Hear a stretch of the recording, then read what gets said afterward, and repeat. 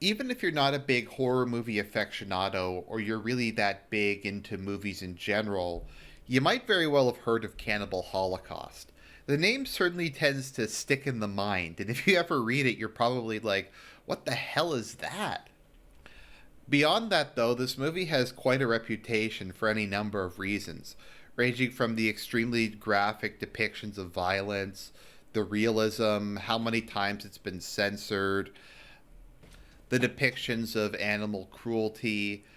I don't know. There's so many different layers surrounding the myth and the lore of this film without even getting into the movie itself. Like one of the more bizarre aspects of this is the movie was so realistic looking. The director had signed contracts with the people who participated in this film and got killed on screen to stay out of the media for a full year. And their death scenes were so realistic that the director was actually charged with the murder of the people, and they had to cancel the contracts and bring them back on TV and explain and show how uh, the the special effects were done to kind of get them off the guy's back. And I guess that was kind of intentional. The whole reason they were told to stay out was to give the impression that it was a snuff film. And people bought into it. And I don't even know, I can't even imagine something like that happening today. Like someone producing a horror film and someone legitimately thinking, outside of a creepypasta, that it's a real murder. And within the movie itself, you have some of the most horrific depictions of violence.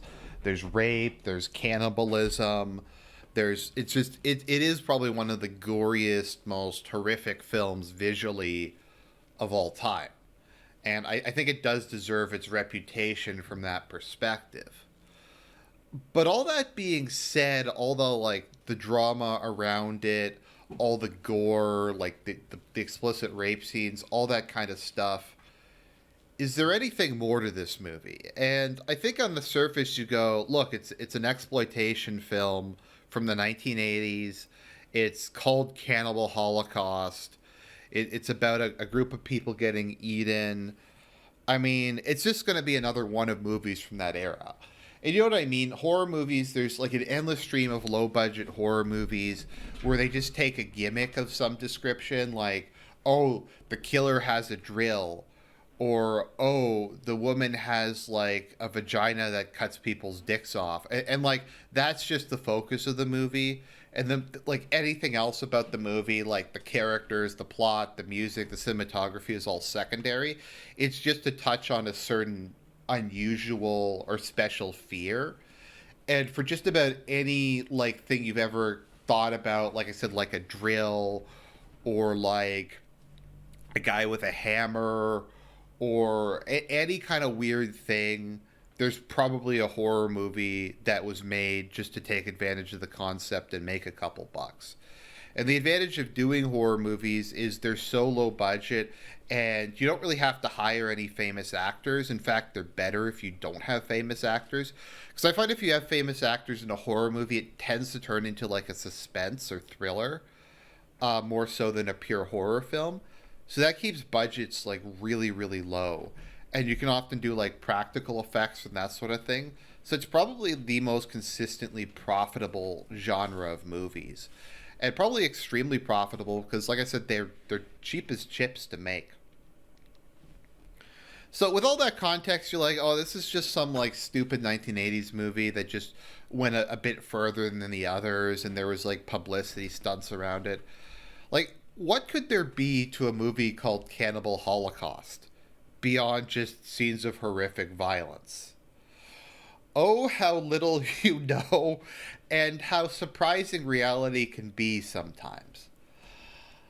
Before I really get into this movie, I'm gonna recommend, because there is actually a lot of twists and turns and a lot of surprises in this film, and I know that's bizarre because it's a film called Cannibal Holocaust. But if there's any chance you're actually gonna watch this movie, and I think it's up on YouTube, bizarrely enough, or it's not too easy to, I mean, it's not too difficult to find a copy of it these days. But I'd recommend you go watch the movie first. I'm gonna warn you, everything about like brutal violence. There's multiple explicit rape scenes. There's people getting macheted, like legs macheted off. There's people getting eaten. There's a lot of nudity. There's a really gory scene where they cut open a turtle and eat it. So I'm just gonna warn you that stuff is all in this movie. But if you have the stomach for that, and that kind of stuff doesn't really make me nauseous. The only thing in this movie that actually kind of made me nauseous was the turtle scene, just because of how weird the insides looked. But I have a pretty strong stomach for that sort of thing.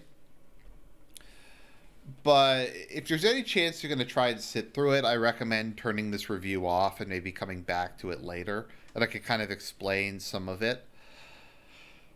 Okay, so let's get into Cannibal Holocaust, the movie. So this is one of my good buddy Serp Kerp's favorite movies. I've seen this twice with him, both times actually, and he's like, "This movie's amazing. This movie's great."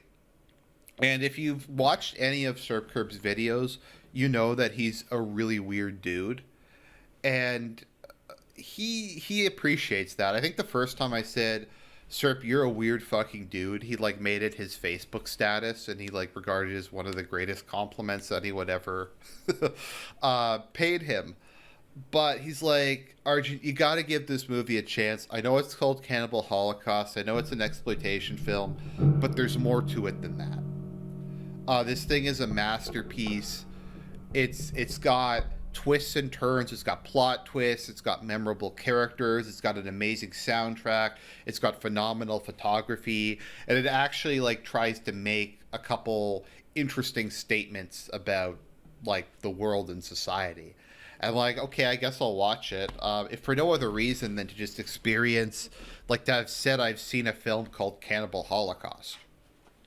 So, Cannibal Holocaust, I think almost immediately when you're getting into the movie, you realize that this isn't exactly what you're expecting. I can't play the music or the opening scene or this video get copyright struck, but basically it pans over the Amazon rainforest in like some really, really beautiful shots. And the soundtrack to this movie is probably one of the best soundtracks ever. And most of the music is like very whimsical and like pleasant and happy. I mean, I guess there's a touch of melancholy to it, but it really sounds like, I don't know, like a romantic movie or like something like that from the 1980s. And just, you see the text scrolling across the screen, Cannibal Holocaust, and you just have this really like mellow, chill, like whimsical music playing. And you're like, oh, this is not what I was expecting at all. So the plot of Cannibal Holocaust, and yes, there is a plot, starts out with an American film crew disappears within the Amazon rainforest, consisting of four people and their guide. So they're known as being like the greatest documentary filmmakers of the era. They previously made a bunch of movies that showed off, I think it was in Cambodia or Vietnam, some really brutal stuff. Some stuff in during the Biafran Civil War. Like just extremely gory, poignant movies that had won all kinds of awards. And they're just kind of lionized in the media as being these like incredible, kind of like the darling of, I don't want to get, I guess, too political with this, but kind of the darling of the liberal media, the darling of the um exposing like the third world and the mistreatment of people there.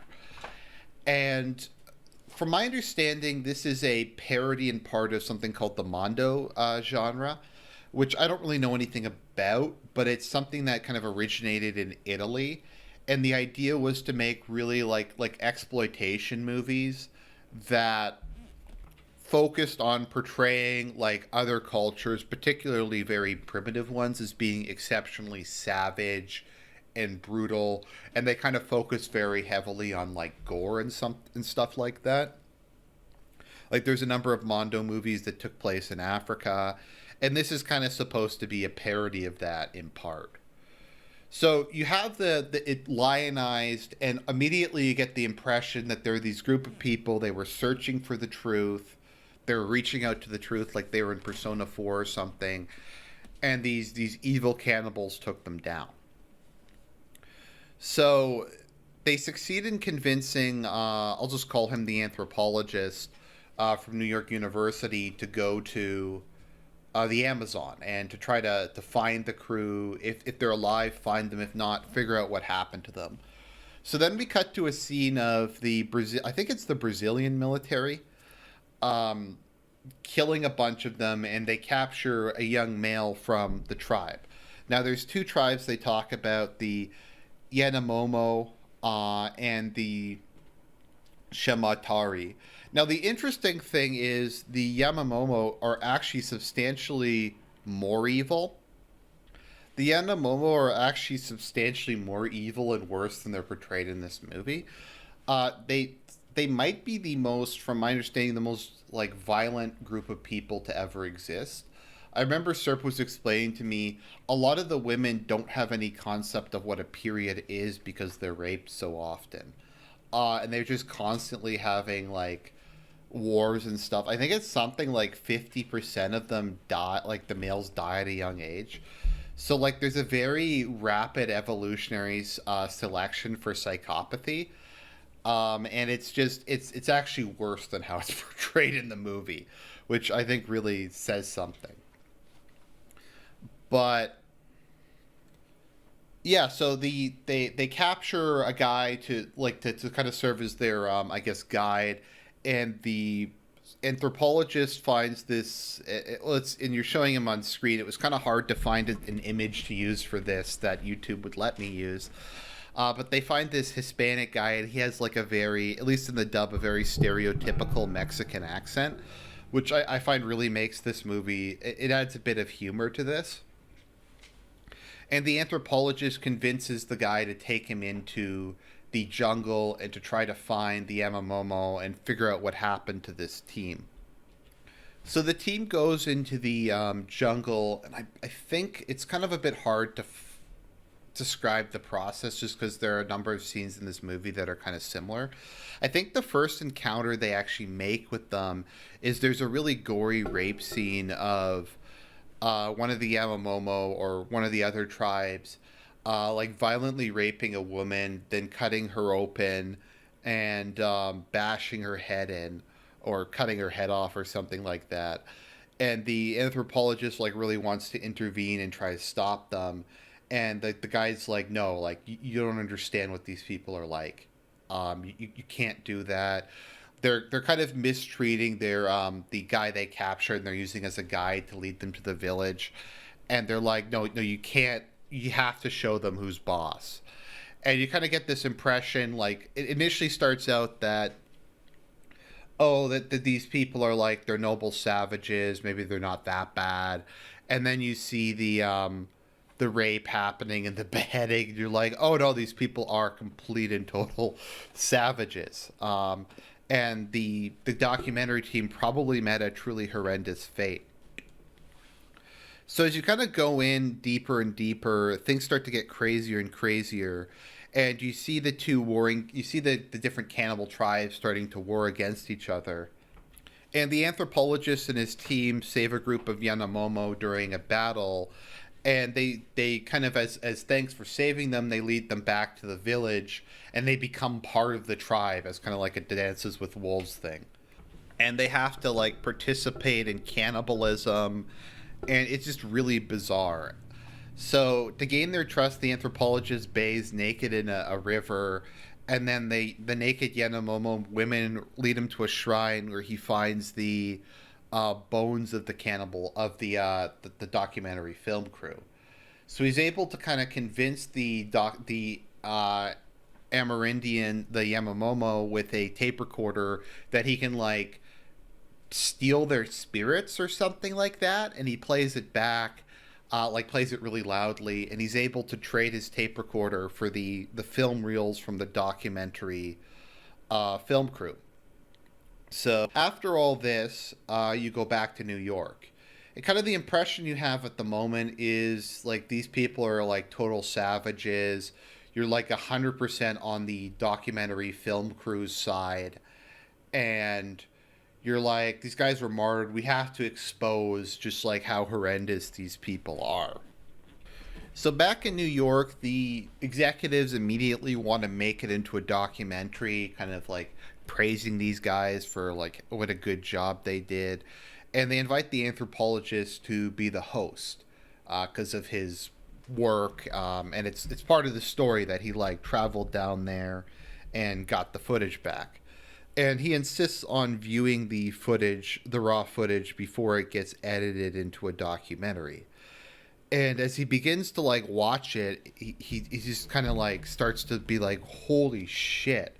And there was kind of a bit of foreshadowing as to what the footage would be, because earlier in the movie they try to interview the father of the director of the documentary, and the father's just like, my son's a complete bastard, I disown him.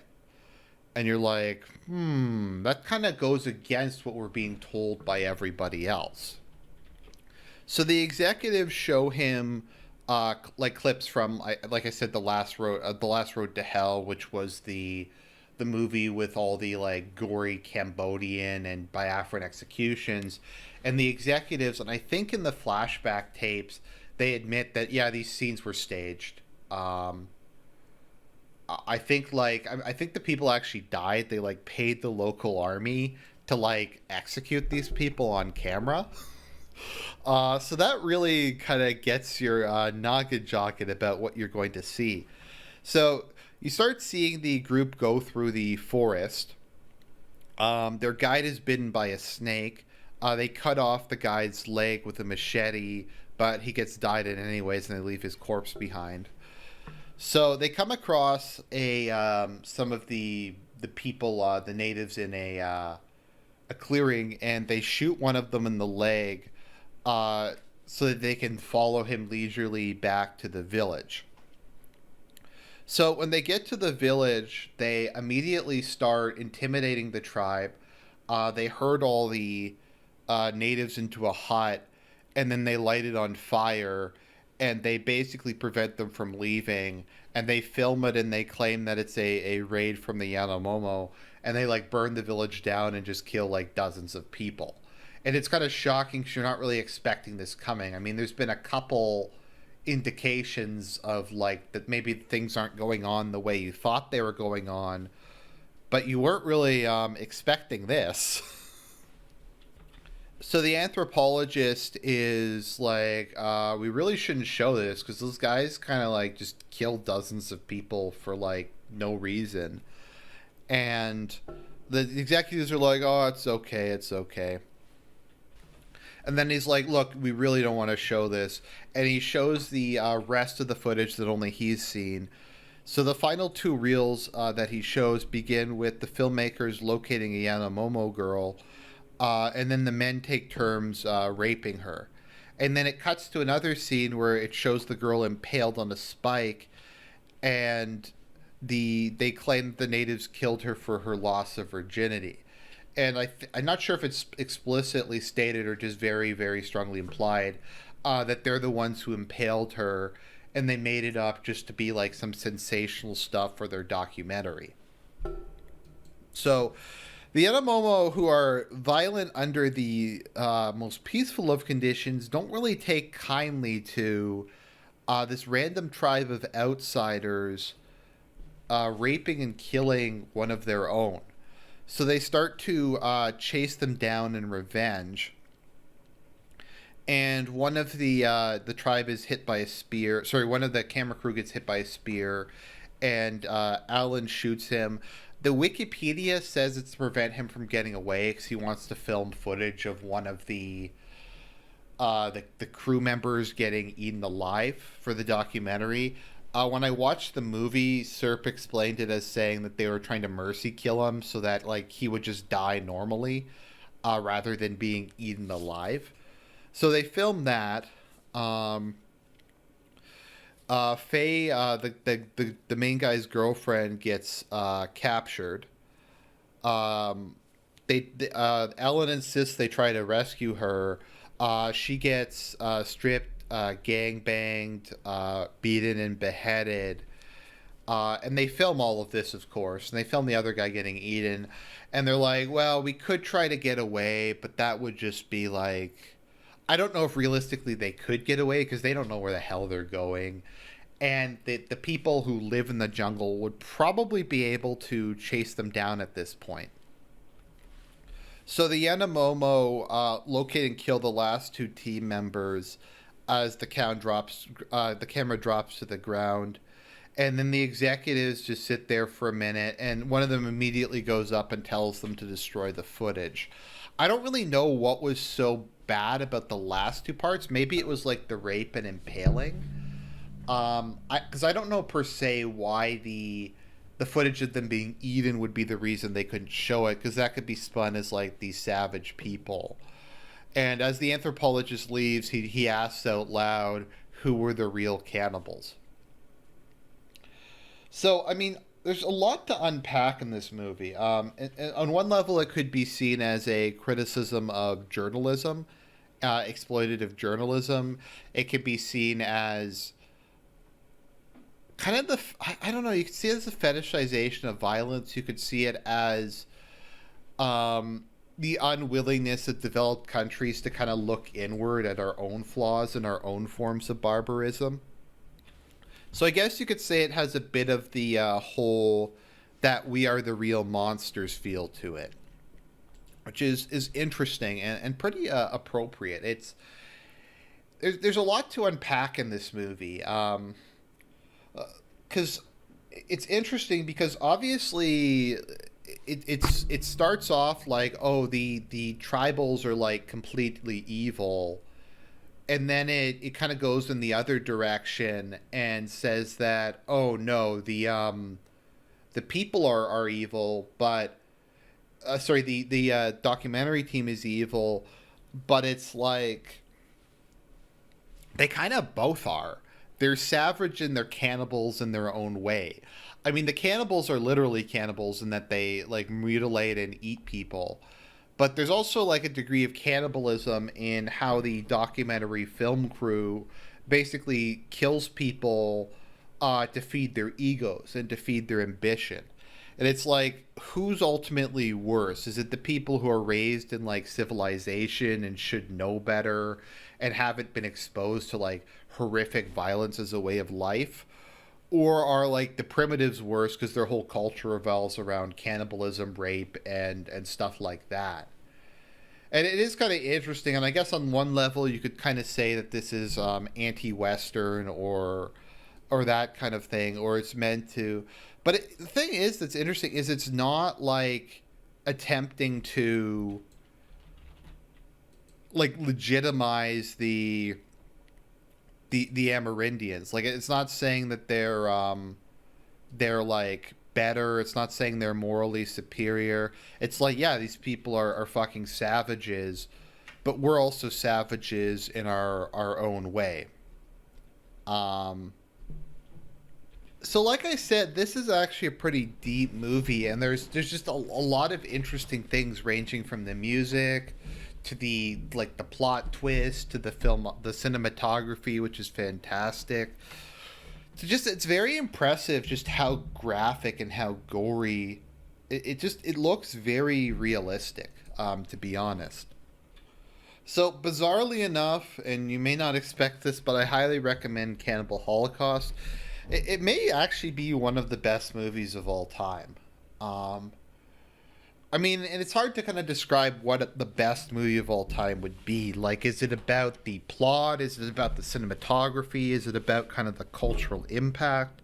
And I kind of feel like this film somehow ticks all of the boxes and does it in kind of an exemplary fashion. So that's my review.